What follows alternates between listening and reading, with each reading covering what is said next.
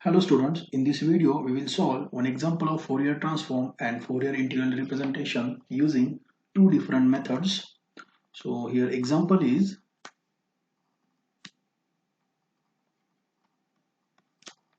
find the Fourier transform and its Fourier integral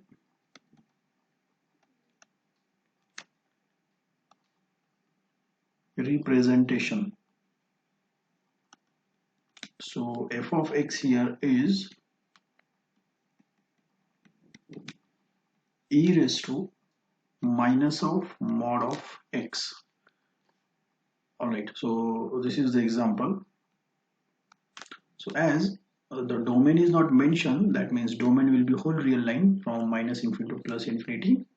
So let us find its Fourier transform. So Fourier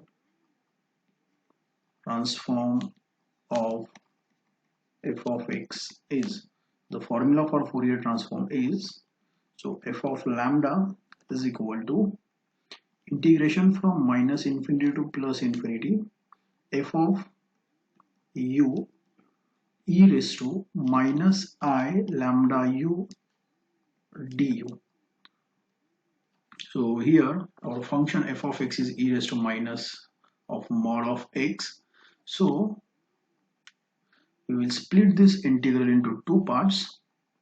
So this is equal to from minus infinity to 0 f of u e raised to minus lambda u du plus 0 to infinity f of u e raised to minus I lambda u du. Now, so this is equal to, okay, so when x varies from minus infinity to 0, that means when x is negative, in that case e raised to minus of mod x. Okay, so when x is negative, mod of x is nothing but minus x, right? So what we get here, it is f of u, so f of u will become e raised to u, correct? Because there is already minus sign, and because now this u is negative, so e mod of u will become minus of u, e raised to minus I lambda u du plus, in the second integral when u varies from 0 to infinity, f of u will be, so it is e raised to, okay, so we get here, this is our function e raised to minus of mod x. So when x is positive, mod x is x, okay, therefore mod u will be u. So in that case f of u will be e raised to minus of u, e raised to minus I lambda u du. Now let us integrate these two integrations separately. So this is equal to, so in first part say it is minus infinity to 0, this we can write as e raised to, now it is u, so u minus I lambda u du plus 0 to infinity, this is e raised to minus u minus I lambda u du, so which is equal to minus infinity to 0, now this is e raised to 1 minus I lambda times u du plus 0 to infinity e raised to minus into bracket 1 plus I lambda times u du. So after integration, now this will become e raised to 1 minus I lambda times u divided by 1 minus I lambda, where u varies from minus infinity to 0, plus second integration is e raised to minus of 1 plus I lambda u divided by minus of 1 plus I lambda, limits varies from 0 to infinity. Now let's substitute upper limit and lower limit. So for first bracket it is e raised to 0, correct? So this is e raised to 0 upon 1 minus I lambda minus e raised to minus infinity upon 1 minus I lambda. This is for first bracket. And for second bracket, so from second bracket we can take this minus sign in the denominator. Okay, we can take this sign outside. When we put infinity is e raised to minus infinity upon 1 plus I lambda minus when we put 0 e raised to 0 upon 1 plus I lambda. So this is equal to, now e raised to 0 is 1, so 1 upon 1 minus I lambda minus e raised to minus infinity is 0 minus, again this is e raised to minus infinity is 0 minus minus will become plus, e raised to 0 is 1, so 1 upon 1 plus I lambda. So what we got here is 1 upon 1 minus I lambda plus 1 upon 1 plus I lambda, and which is equal to 1 plus I lambda plus 1 minus I lambda, and LCM is 1 minus I lambda into 1 plus I lambda, which is 1 plus lambda square.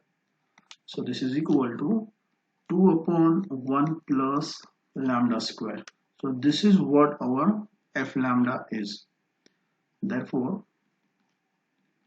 f of lambda is 2 upon 1 plus lambda square. Okay, so this is a Fourier transform of our given function, that is e raised to minus of mod x. Now next is we will find its Fourier integral representation. So now, so therefore Fourier integral representation is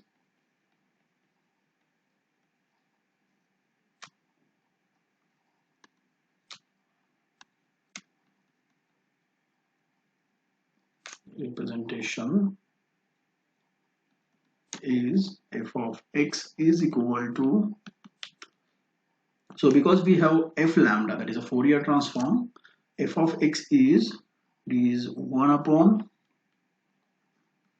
2 pi integration from minus infinity to plus infinity f of lambda into e raised to I lambda x d lambda. So here what is our f of lambda? So it is, so put value of f of lambda here, which is 2 upon 1 plus lambda square, we'll get f of x, so 1 upon 2 pi minus infinity to plus infinity 2 upon 1 plus lambda square e raised to I lambda x d lambda. So here this 2 and this 2 will get cancelled. Okay, this 2 here and this 2 here will get cancelled, and therefore we'll get Fourier integral representation of f of x, which is 1 by pi minus infinity to plus infinity e raised to I lambda x upon 1 plus lambda square d lambda. Okay, so this is what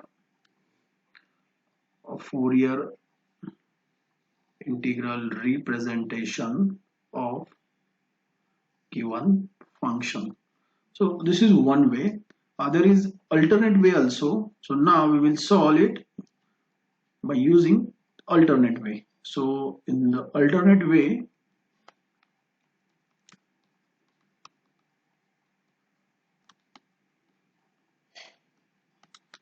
okay, so what we can observe here, so what is our f of x? Let's write f of x again. F of x is e raised to minus of mod x, and see, as the domain is not mentioned, this x varies from minus infinity to, okay, sorry, this is less than plus infinity. Now you can see here, let us take nature of this f of x. So how to check nature of this function? So we'll replace x by minus x. So what is f of minus x? It will be e raised to minus of mod of minus x.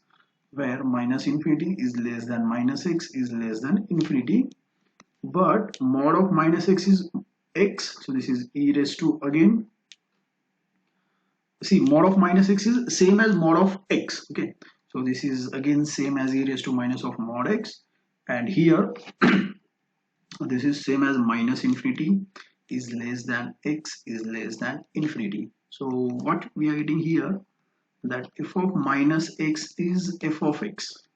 Okay, and therefore f of x is an even function of x. Therefore, instead of finding Fourier transform, we can find Fourier cosine transform also. And therefore, Fourier cosine transform of f of x is, so the formula is fc lambda is equal to integration 0 to infinity f of u into cos of lambda u du. So this is what Fourier cosine transform will be. So now put our f of u, so between 0 to infinity, what is f of u? So it is e raised to, now see, when u is positive now, right? So see here, when x is positive, mod of x is x. So it function will become e raised to minus of x when x is positive. So here, because u is positive, it will become e raised to minus u cos of lambda u du. Now let's integrate this by integration by parts, or no. So for this, not integration by parts, we have a formula to solve this integration, and that formula is, so the formula is e raised to integration of e raised to x cos of bx dx is equal to e raised to x upon a square plus b square into bracket. Let me take the formula again. It is e raised to x upon a square plus b square into bracket a cos of bx plus b sine of bx. Alright. So by this formula, we can see here a is, so in our example, a is nothing but minus u and b is lambda. So by this formula,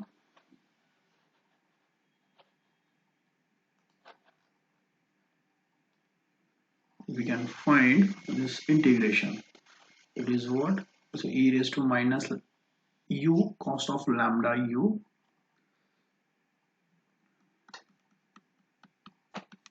so it is e raised to minus u upon, okay, sorry, so a is not minus u, it is minus 1, right? Because u is our variable.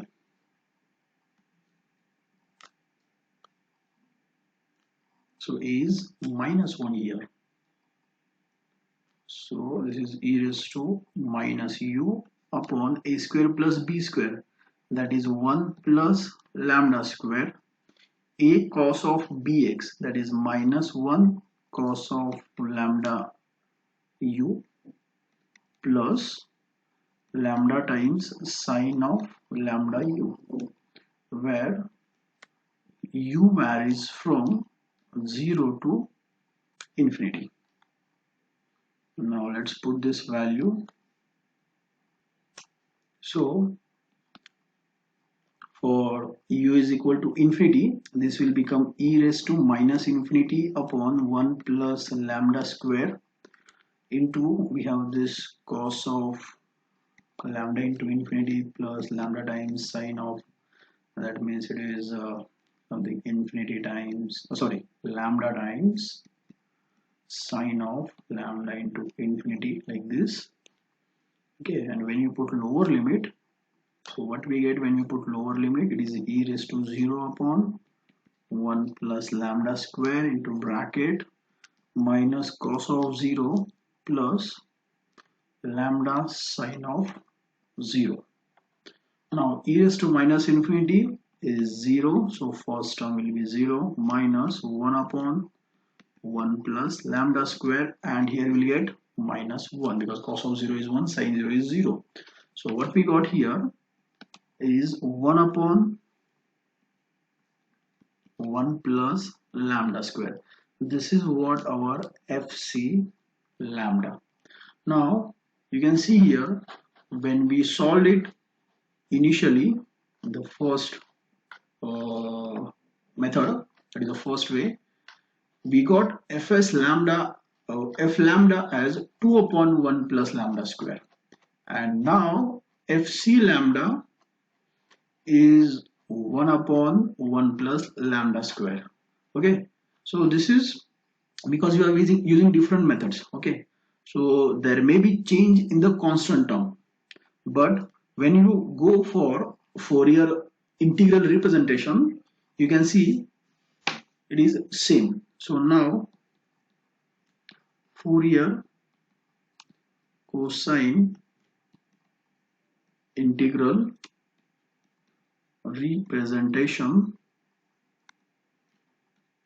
is, so what is it? F of x will be, the formula is 2 by pi integration from 0 to infinity fc lambda cos of lambda x d lambda. Now let's put value of fc lambda. So this is 2 by pi 0 to infinity. Now what is fc lambda? It is 1 upon 1 plus lambda square cos lambda x d lambda. So it is equal to, now you can observe that it is same as the previous one. In only thing is, in the previous method, instead of cos of lambda x, we have this term where it is we have e raised to I lambda x and limits from minus infinity to plus infinity. But here now you can see in this new method, alternate method, we got limits from 0 to infinity, and instead of e raised to I lambda x, we have only cos of lambda x. But we know that e raised to I lambda x is what? It is a cos of lambda x plus I sin lambda x, and sine of lambda x is odd function. So when you are going to integrate it with minus infinity to plus infinity within these limits, that will become 0, and cos of lambda x, so that will become 2 times integration of cos of lambda x. Okay, so ultimately we get same answer. So what we got here in this alternate method is 2 upon pi 0 to infinity cos of lambda x upon 1 plus lambda square. So this is d lambda, not dx. Let me change this here. This is d of lambda.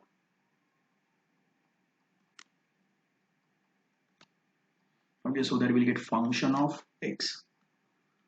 So this is a Fourier integral representation of f of x. This is by finding its Fourier cosine transform, and the previous one by finding its Fourier transform.